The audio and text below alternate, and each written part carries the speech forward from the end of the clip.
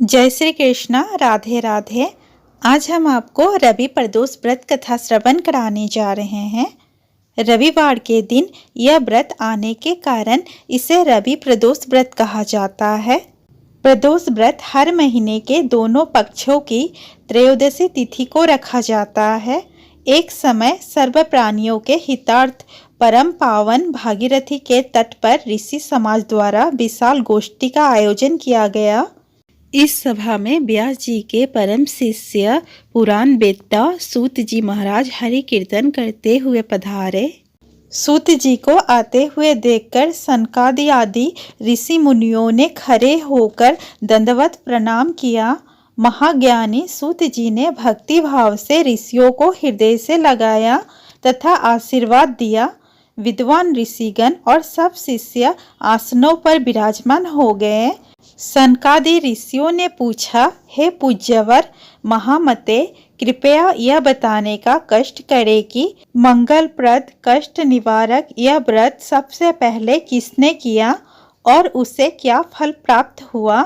श्री सूत जी बोले, आप सभी शिव के परम भक्त हैं। आपकी भक्ति को देखकर मैं व्रती मनुष्य की कथा कहता हूँ। ध्यान से सुनो। एक गांव में अति दीन ब्राह्मण निवास करता था। उसकी साध्वी स्त्री प्रदोष व्रत किया करती थी।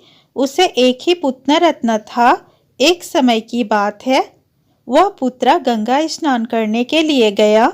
दुर्भाग्यवश मार्ग में चोरों ने उसे घेर लिया और वे कहने लगे कि हम तुम्हें मारेंगे नहीं, तुम अपने पिता के गुप्त धन के बारे में हमें बतला दो।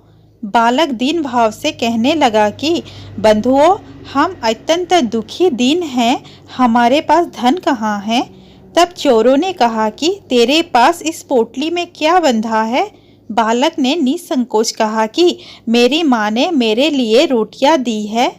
यह सुनकर चोरों ने अपने साथियों से कहा कि साथियों, यह बहुत ही दीन दुखी मनुष्य है, अतः हम किसी और को लूटेंगे। इतना कहकर चोरों ने उस बालक को जाने दिया। बालक वहां से चलते हुए एक नगर में पहुंचा। नगर के पास एक बरगद का पेड़ था।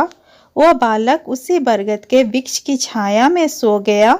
उसी समय उस नगर के सिपाही चोरों को खोजते हुए उस बरगद के वृक्ष के पास पहुंचे और बालक को चोर समझकर बंदी बना राजा के पास ले गए। राजा ने उसे कारावास में बंद करने का आदेश दिया।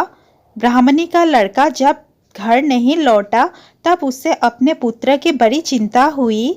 अगले दिन प्रदोष व्रत था। ब्राह्मणी ने प्रदोष व्रत किया और भगवान शंकर जी से मन ही मन अपने पुत्र की कुशलता की प्रार्थना करने लगी। भगवान शंकर जी ने उस ब्राह्मणी की प्रार्थना स्वीकार कर ली। उसी रात भगवान शंकर जी ने उस राजा को स्वप्न में आदेश दिया कि वह बालक चोर नहीं है, उसे प्रातःकाल छोड़ दे, अन्यथा उसका सारा राज्य वैभव नष्ट हो जाएगा। प्रातःकाल राजा ने शिव जी के आज्ञा अनुसार उस बालक को कारावास से मुक्त कर दिया। बालक ने अपनी सारी कहानी राजा को सुनाई। राजा वृत्तांत सुनकर राजा ने अपने सिपाहियों को उस बालक के घर भेजा और उसके माता पिता को राज दरबार में बुलाया। उसके माता पिता बहुत ही भयभीत थे।